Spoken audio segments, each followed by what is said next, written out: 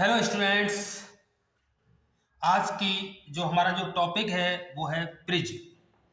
तो प्रिज्म के बारे में आज हम जानने जा रहे हैं कि प्रिज्म क्या होता है, एंगल ऑफ डेविएशन क्या होता है, मिनिमम एंगल ऑफ डेविएशन क्या होता है। तो स्टूडेंट, ये प्रिज्म से रिलेटेड हम पूरे इस लेसन को 2 वीडियो में ख़त्म करने जा रहे हैं with numerical NCERT.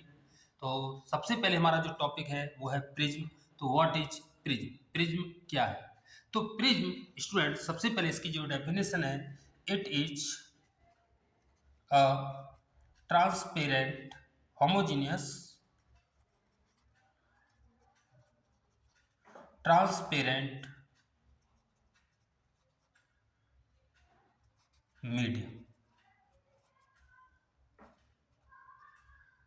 Bounded by two surface.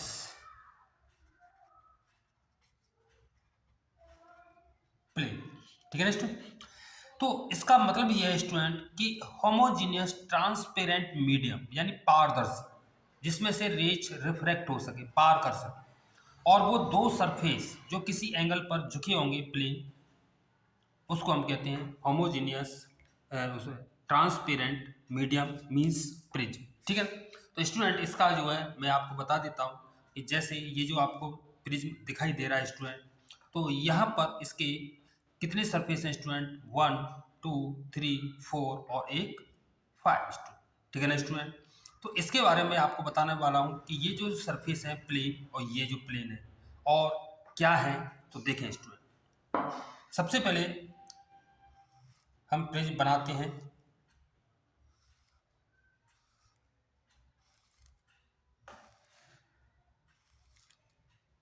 तो स्टूडेंट, यहाँ पर ये जो दो सरफेस है यही है हमारे लिए मेन। तो इन जो सरफेस हैं इनको कहते हैं हम रिफ्रैक्टिंग सरफेस, रिफ्रैक्टिंग सरफेस। यानी जब भी कोई लाइट इंसिडेंट की जाएगी तो हम इसी सरफेस पर डालें, ठीक है ना स्टूडेंट। तो इसके ये जो सरफेस हैं इनको हम क्या कहते हैं स्टूडेंट? रिफ्रैक्टिंग सरफेस, ठीक है ना स्टूडेंट। और दूसरी चीज है कि ये जो है एक एंगल बना हुआ है, इसे कहते हैं प्रिज्म एंगल, ठीक है ना स्टूडेंट। इसके बाद आते हैं कि ये जो सरफेस है ये वाला स्टूडेंट, तो इसको हम कहते हैं principal section of principal section, ठीक है ना स्टूडेंट। तो ये प्रिंसिपल सेक्शन, तो एक बार मैं इसमें प्रिज्म में आपको बता देता हूँ स्टूडेंट। ये जो दो सरफेस है, एक आपको ये दिखाई दे रहा है और एक ये वाला, तो इसको हम क्या कहते हैं? रिफ्रैक्टिंग सरफेस कहते हैं। और ये जो सेक्शन है ये वाला, इसको हम कहते हैं प्रिंसिपल सेक्शन। और यहाँ पर जो जो एंगल बना हुआ है ये स्टूडेंट, ये कह सकते हैं, ठीक है ना। तीनों ये 60 डिग्री के लगते हैं ये तीनों एंगल। तो प्रिज्म कई टाइप के होते हैं स्टूडेंट। तो ये जो है हमारा प्रिंसिपल सेक्शन होता है। अगर आप इसमें से सबसे पहले हमें जो लेट राइट जो रेड इंसिडेंट करते हैं तो इस सरफेस पे डालते हैं, ठीक है ना स्टूडेंट। तो देखो स्टूडेंट, अब हम बात करते हैं कि इसके एंगल ऑफ डेविएशन के बारे में स्टूडेंट। तो एंगल ऑफ डेविएशन क्या होता है स्टूडेंट? थोड़ा ध्यान से देखें इसको। एंगल ऑफ डेविएशन, तो एंगल ऑफ डेविएशन का मतलब यह है कि जब प्रिज्म पर कोई लाइट इंसिडेंट करते हैं तो वो लाइट को उसके एक्चुअल पाथ से कितना डेविएट कर रहा है, ठीक है ना। तो इसको मैं एक फिगर से आपको समझाने की कोशिश कर रहा हूँ कि मान लो कि हमारा ये कोई एक प्रिज्म है, ठीक है ना स्टूडेंट, और ये हमारा कोई एक प्रिज्म एंगल जिसको हम ए से डिनोट कर रहे हैं, ठीक है ना स्टूडेंट। प्रिज्म एंगल को अक्सर हम ए से ही डिनोट करते हैं स्टूडेंट। अब मान लिया जाए कि इसका इस सरफेस के, यानी ये वाला जो सरफेस है इस पर हमने एक नॉर्मल खींचा और इस पर हमने कोई एक लाइट इंसिडेंट की। तो इस प्रकार हमने जब कोई एक लाइट इस पर इंसिडेंट की किसी भी एंगल पर, तो इसका इस सरफेस पे जब रेयर से डेंसर में है तो आपको पता है ये थोड़ा सा इसमें क्या होगी, इस नॉर्मल से नॉर्मल की तरफ बेंड होगी, यानी हल्की सी ये मुड़ जाएगी। इसके बाद हम ये देख रहे हैं स्टूडेंट, इस सरफेस पे बात करें तो इसका भी यहाँ पर अगर हम एक नॉर्मल बनाएं तो यहाँ पर अब देखा जाए तो ये रेज अब डेंसर से रेयर में आएगी, यानी नॉर्मल से कुछ दूर हटेगी, यानी इसका जो एक्चुअल पाथ है इससे थोड़ा सा नीचे की ओर झुक जाएगी। ठीक है ना स्टूडेंट। तो हम बात करने जा रहे हैं कि एंगल ऑफ डेविएशन का मतलब क्या है। तो रियल में ये देखा जाए कि यहाँ पर जो रेज है इसका जो एक्चुअल पाथ है वो आपका स्टूडेंट ये होना चाहिए था, यानी इस रेज को ऐसे जाना चाहिए था, लेकिन ऐसा नहीं हुआ। ये रेज इतना बेंड हो गई, नीचे की ओर इतना झुक गई, इतना डेविएट हो गई। तो इसका मतलब ये है कि अगर हम इस रेज को पीछे बढ़ाएं, जो इमर्जेंट रे है यानी रिफ्रैक्टिव जो रेज है इसको पीछे बढ़ाएं, तो यहाँ पर ये जो एक्चुअल पाथ और इमर्जेंट रे के बीच में एक एंगल बन रहा है, इस एंगल को कहते हैं हम एंगल ऑफ डेविएशन। और ये रेज क्या हुई, इस एक्चुअल पाथ से ये इतना डेविएट हो गई। ठीक है ना स्टूडेंट। तो इसी को कहते हैं हम angle of deviation. I hope आपको समझ में आया होगा कि इसकी जो डेफिनेशन क्या बन सकती है स्टूडेंट, कि इस एंगल की, कि it is the angle between the path of incident ray and the emergent या रिफ्रैक्टिव रेज। ठीक है स्टूडेंट, डिनोटेड बाई डे, यानी जो इंसिडेंट रे का जो एक्चुअल पाथ है उसके बीच, उसके डायरेक्शन में, और जो इमर्जेंट रे है उसके बीच में जो एंगल डिफाइन होता है उसको हम कहते हैं एंगल ऑफ डेविएशन। ठीक है ना स्टूडेंट। तो it is the angle between the path of incident ray and the refractive रे डिनोटेड बाई डे। ठीक है ना स्टूडेंट। तो अब हम बात करते हैं, इसका एक हम फॉर्मूला प्रूफ करने जा रहे हैं कि क्या what is the relation between incident angle and refractive sorry prism angle, इन दोनों में क्या आपका रिलेशन है। तो देखते हैं स्टूडेंट। तो हमारा जो अगला टॉपिक है इस प्रिज्म से रिलेटेड वो है कि the relation between prism angle and incident angle यानी इंसिडेंट एंगल क्या आई और जो प्रिज्म एंगल है ए में क्या रिलेशन होता है। तो स्टूडेंट ध्यान, इसके लिए हमें क्या करना होगा कि मान लिया जाए कि ये हमारा कोई एक प्रिज्म है जिसका जो प्रिज्म एंगल है वो मान लिया जाए वो ए है। ठीक है ना स्टूडेंट। और हमने मान लो कि ये हमारा कोई एक नॉर्मल है और हमने कोई एक लाइट इस प्रिज्म पर इंसिडेंट की एट एंगल आई, ये एंगल आप कुछ भी ले सकते हैं स्टूडेंट। और सपोज कि ये अपने एक्चुअल पाथ जो होगा इसका, ठीक है ना स्टूडेंट, तो जब ये रेज रेयर से डेंसर में गई तो ये थोड़ा सा क्या होगा, इस नॉर्मल की तरफ बेंड होगी, यानी ये इसका पाथ ये हो गया स्टूडेंट। ठीक है ना स्टूडेंट। अब यहाँ पे इस सरफेस के लिए हमें एक नॉर्मल खींचना पड़ेगा, तो हमने एक नॉर्मल खींचा और ये जो है अब डेंसर से रेयर में जा रही है तो ये क्या होगी, नॉर्मल की तरफ कुछ बेंड होगी। ठीक है। तो इस प्रकार ये जो लाइट है वो हमारी इमर्जेंट लाइट। ठीक है ना स्टूडेंट। याद रखना कि ये आई और ये एंगल कितना हुआ स्टूडेंट, आर। और ये एंगल आप याद रखना कि ये इंसिडेंट जो एंगल है मान लो इस सरफेस के लिए मान लो आर डैश है, और जो इमर्जेंट जो एंगल है इस नॉर्मल से, ये एन नॉर्मल हो गया हमारा, ये हमने मान लिया कितना, आई डैश। ये आपके ऊपर डिपेंड है कि जैसे एनसीईआरटी बुक में इसमें स्मॉल ई माना है तो हमने इसको आई डैश मान लिया। ठीक है ना स्टूडेंट। और ये दोनों नॉर्मल जो है एक दूसरे को मान लो कि ऊपर इंटरसेक्ट कर रहे हैं। अब थोड़ा आप ध्यान से देखने की जरूरत है स्टूडेंट। यहाँ हम ये देख रहे हैं स्टूडेंट कि जो एंगल आई है, तो ये जो एंगल है ये वाला एंगल, अगर हम इस रेज को पीछे बढ़ाएं तो यहाँ पर हमारा क्या बनेगा, एंगल ऑफ डेविएशन। ये मैं अभी बता चुका हूँ आपको। तो यहाँ पर थोड़ा ध्यान देना कि ये जो दो एंगल है यहाँ पर, इसे विशेष ध्यान दें कि जो पाथ, जो एक्चुअल पाथ ये है और नॉर्मल ये है, तो ये आई है तो ये यहाँ से लेके यहाँ तक स्टूडेंट ये पूरा आई होगा।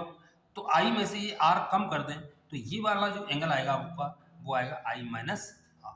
ठीक है ना स्टूडेंट। सिमिलरली अगर हम इस एंगल की बात करें तो आप देखें तो ये आई डैश है, नॉर्मल ये हो गया आपका, और ये एक्चुअल डे, तो ये आई डैश है तो ये पूरा एंगल आई डैश होगा। तो इसका मतलब ये हुआ कि आई डैश में से आर डैश को हम कम कर दें तो हमारा ये एंगल फाइंड हो जाएगा। तो ये जो एंगल आएगा वो आएगा आई डैश माइनस आर। ठीक है ना स्टूडेंट। चलो अब हम इसकी कैलकुलेशन करते हैं। स्टूडेंट यहाँ पर ध्यान देने वाली बात है कि यहाँ पर ये नॉर्मल है तो ये आपका 90 डिग्री हुआ, ये नॉर्मल है तो ये 90 डिग्री हुआ, और ये हमारा जैसे इसको नाम देता हूँ, मान लो ये P है और ये आपका Q है। तो यहाँ पर देखा जाए तो PAQO एक क्वाड्रिलेटरल बन गया हमारा, और इसका जो चार एंगल होते हैं इंटरनल उनका जो सम होता है 360 डिग्री होता है। तो इसमें से 90 90 180 डिग्री तो यही हो गया। तो शेष इन दोनों का सम यानी एंगल ए और एंगल ओ, इन दोनों का सम भी कितना बैठेगा स्टूडेंट? 180 डिग्री बैठेगा। आप समझ रहे होंगे 90 90 180 तो ये हो गया, तो ये आपका बचा 180 डिग्री। तो हम इसको लिखेंगे angle A plus angle O कितना होगा स्टूडेंट? 180 डिग्री। ये हमारी फर्स्ट इक्वेशन। सिमिलर स्टूडेंट अगर हम बात करें in triangle P Q O, तो इसमें देखो आप कि ये ट्राइंगल है तो इसके तीनों जो एंगल है उनका जो सम होगा वो 180 डिग्री होता है। तो इस प्रकार ये आएगा हमारा R plus R dash plus angle O, ये भी आपका 180 डिग्री होगा स्टूडेंट। ये सेकंड इक्वेशन। ठीक है। हम क्या करने जा रहे हैं? प्रिज्म एंगल और जो इंसिडेंट एंगल है आई, इनमें एक रिलेशन स्थापित करने जा रहे हैं।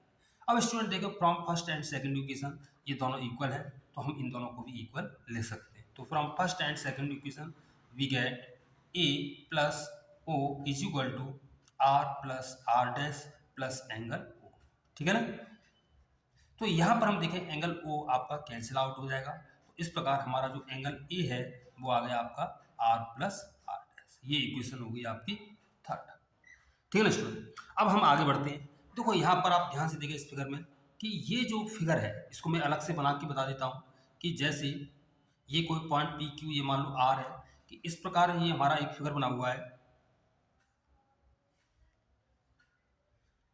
ठीक है ना स्टूडेंट। तो ये हमारी जो इमेजिनरी रे थी और ये हमने जो लाइट इंसिडेंट की थी उसका जो एक्चुअल पाथ था। यहाँ पर एक एंगल बना हुआ है डे, और ये जो एंगल आया है ये वाला आई माइनस आर, यानी ये एंगल है हमारा आई माइनस आर, और ये जो एंगल है वो है I dash minus R dash. तो आपको पता है स्टूडेंट कि ये जो एंगल होगा डेल किसके इक्वल होगा? इन दोनों के सम के इक्वल। आपने 10th क्लास में पढ़ा हुआ मैथ में ये एक्सटीरियर एंगल, तो ये हम लिख देंगे I minus R plus I dash minus R dash. ठीक है ना स्टूडेंट।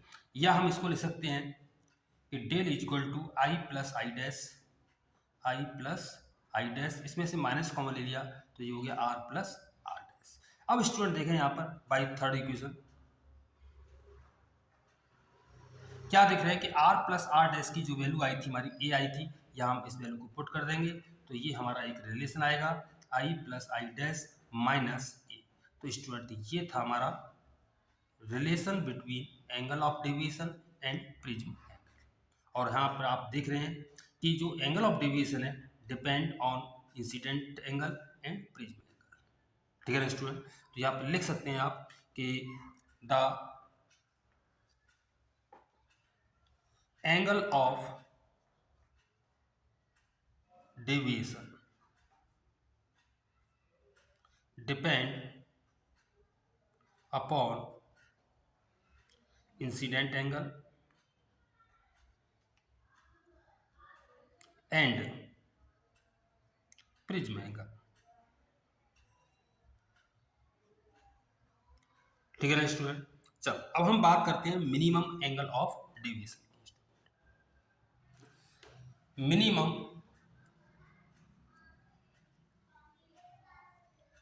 एंगल ऑफ डेविएशन ये क्या होता है स्टूडेंट?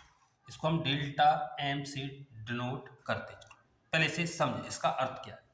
कि सबसे पहले हम ये दिखाएं कि जैसे हम एक ग्राफ से समझेंगे इसको,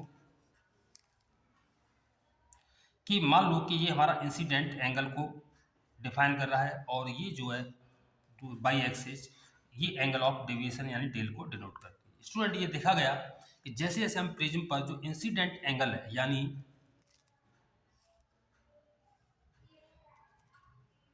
हमने जो लाइट इंसिडेंट की आई पर, जैसे जैसे हम इस आई को बढ़ाते जाएंगे तो ये देखा गया कि जो एंगल ऑफ डेविएशन है उसकी वैल्यू कम होती चली गई। यानी अगर हम इसका ग्राफ खींचें तो यानी 0 से, तो इसके ग्राफ जो है कुछ इस प्रकार आता है स्टूडेंट कि जैसे जैसे हम आई बढ़ा रहे हैं तो आपका डेल यानी जो एंगल ऑफ डेविएशन है वो डिक्रीज होना शुरू होता है। लेकिन एक पर्टिकुलर पॉइंट मान लो, ये जो विशेष पॉइंट है जिसको मैं आई ही मान रहा हूँ, ठीक है ना, ये इंसिडेंट एंगल को डिनोट कर रहा है, ठीक है ना। तो हम ये देखते हैं कि जैसे जैसे और अगर हम इंसिडेंट एंगल इस आई को बढ़ाते जाते हैं तो उस केस में हम देखते हैं कि अब एंगल ऑफ डेविएशन इंक्रीज होना शुरू हो जाता है स्टूडेंट, ठीक है ना। तो आप यहाँ एक चीज देख रहे हैं कि इस विशेष एंगल आई पर यहाँ पर जो एंगल ऑफ डेविएशन है वो सबसे कम आया। तो इसी पॉइंट को हम कहेंगे जिस पर ये आई पर जो एंगल आया है ये वाला सबसे कम है, और इसके बाद हम देख रहे हैं कम होता जा रहा है, अंत में यहाँ पर बहुत कम हो गया, फिर इसके बाद इंक्रीज होना शुरू हुआ, तो इसको हम कहते हैं एंगल ऑफ मिनिमम डेविएशन, ठीक है ना स्टूडेंट। क्योंकि और स्थान पर देखा जाए, जैसे मान लो कि हम इस पॉइंट पर बात करें तो हम यहाँ देखा कि मान लो यहाँ पर इंसिडेंट एंगल I1 है और इस पर कितना है I2। तो हमने एक चीज़ देखी नोट स्टूडेंट कि इस पॉइंट पर जो एंगल ऑफ डेविएशन आएगा दोनों, यानी I1 पर जो वैल्यू आई डेल है और I2 पर भी डेल है, ठीक है ना। तो एक पॉइंट मात्र ऐसा है जिसमें केवल एक एंगल पर एक ही एंगल ऑफ डेविएशन हमें फाइंड हो रहा है, तो इसी को हम स्टूडेंट कहते हैं मिनिमम एंगल ऑफ डेविएशन। और इसकी शर्त क्या है, इस कंडीशन में मिनिमम एंगल ऑफ डेविएशन की कंडीशन में, condition for minimum angle of deviation, क्या है स्टूडेंट, इस केस में क्या हुआ कि जो जो रेंज हमने इंसिडेंट की थी, अगर मिनिमम एंगल इंसिडेंट की कंडीशन में, कि इस केस में क्या हुआ कि जो रेज है वो प्रिज्म का जो बेस होता है इसके पैरेलल होती है, ये पहली शर्त। तो यहाँ पे क्या लिखेंगे कि rays in prism parallel to base, पहली चीज। दूसरी चीज और स्टूडेंट कि अगर हम यहाँ पर इस जो रेज निकलती है और ये हमारा नॉर्मल है, कि जिस एंगल पर हमने इस रेज को इंसिडेंट किया उसी एंगल पर ये बाहर भी निकलेगी। और स्टूडेंट ये जो एंगल आर है तो ये एंगल भी आपका इक्वल होगा, यानी जो हमने पहले फिगर बनाया था उसमें आई आई डैश के इक्वल होगा और आर आर डैश के। तो ये दो शर्त आपको ध्यान रखना, ये जब भी पॉसिबल है कि जब ये एंगल कैसा हो, मिनिमम एंगल ऑफ डेविएशन। इस केस में एक बार सुने कि जो रेज प्रिज्म के अंदर जो चलेगी वो बेस के पैरेलल में होगी, और जो इंसिडेंट एंगल और जो रिफ्रैक्टिंग एंगल है आई, ये दोनों इक्वल होंगे, आर भी आपका इक्वल होगा। तो इसके लिए हमारा एक फॉर्मूला है जो हम ड्राइव भी करेंगे, तो वो है, अगर हम इसकी इंडेक्स की बात करें, अगर मान लो ये म्यू है तो ये म्यू आपका हमें प्रूफ करना है अगले वीडियो में, A plus delta M by 2 upon sine A by. तो स्टूडेंट इसको ये बोर्ड एग्जाम में बहुत पूछा जाता है क्वेश्चन, तो हम इसको अब प्रूफ भी करेंगे। स्टूडेंट एक चीज और हम बता देते हैं, जैसे अभी हमने एक फॉर्मूला ड्राइव किया था, del is equal to I plus I dash minus A. तो हमने यहाँ देखा कि ये जो एंगल ऑफ डेविएशन है वो इंसिडेंट एंगल और प्रिज्म एंगल पर डिपेंड करता है। इसका मतलब ये है स्टूडेंट कि अगर हम इंसिडेंट एंगल इंक्रीज करते हैं, ठीक है, या ये कह सकते हैं कि जो इंडेक्स की बात करें, अगर हम इंडेक्स की बात करें, अगर इंडेक्स को हम इंक्रीज करते हैं,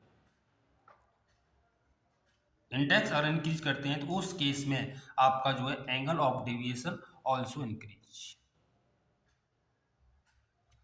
ठीक है स्टूडेंट। दूसरी, अगर हम जो प्रिज्म एंगल है ए, अगर हम इसको भी इंक्रीज करते हैं स्टूडेंट, तो आपका एंगल ऑफ डेविएशन भी ऑल्सो इंक्रीज, ठीक है स्टूडेंट। एक बट अगर हम वेव लेंथ की बात करें तो इसको मैं अगली वीडियो में और उसको डिटेल में समझाऊंगा कि अगर हम जो है वेव लेंथ को अगर हम इंक्रीज वो सॉरी डिक्रीज करें, अगर डिक्रीज, उस केस में भी आपका एंगल ऑफ डेविएशन इंक्रीज होगा स्टूडेंट। क्यों होगा, इसका सब रीजन में आपको बताऊंगा स्टूडेंट। तो स्टूडेंट ये थी हमारी आज की वीडियो जिसमें हमने प्रिज्म क्या होता है और उसका एंगल ऑफ डेविएशन और मिनिमम एंगल ऑफ डेविएशन और से रिलेटेड ग्राफ हमने देखा था, ठीक है स्टूडेंट। और अगली वीडियो में हम आपको बताएंगे इस प्रिज्म की इंडेक्स के लिए फॉर्मूला स्टूडेंट, ठीक है, और इसी से रिलेटेड एक मैं न्यूमेरिकल भी लूँगा स्टूडेंट। Thanks student. यदि वीडियो अच्छा लगा हो तो प्लीज़ लाइक करें, शेयर करें।